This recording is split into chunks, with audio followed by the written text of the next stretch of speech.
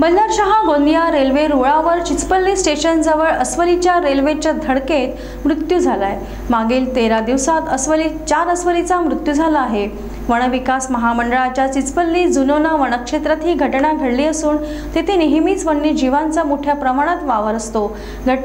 घटनेची माहिती होताच वन विभागाचे अधिकारी व हॅबिटेट कन्झर्वेशन सोसायटीचे सदस्य घटनास्थळी पोहोचले। वन विभागाच्या अधिकाऱ्यांनी पंचनामा करून मृत अस्वलीला जमिनीत पुरले।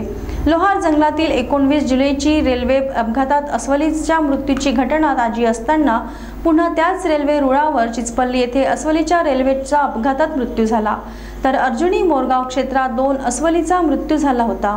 वन्यजीवांचे भ्रमणमार्ग असून बल्लारशाह गोंदिया रेल्वे रुळावर उपशमन योजना का राबविण्यात येत नाही आहे हा मोठा प्रश्न निर्माण झालेला आहे।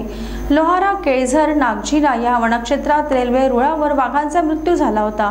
ताडोबा अंधारी लागतच हा भाग असून कावल व्याघ्र प्रकल्प, कन्हाळगाव अभयारण्य, ताडोबा अंधारी व्याघ्र प्रकल्प, उमरेड करांडला यांचा हा वन्यजीवांचा भ्रमणमार्ग आहे। अति महत्त्वाचा भ्रमणमार्ग असताना वन्यजीवांचे मृत्यू न रोखणे ही लाजिरवाणी बाब आहे, असे हॅबिटेट कन्झर्वेशन सोसायटीचे दिनेश खाटे यांनी सांगितले।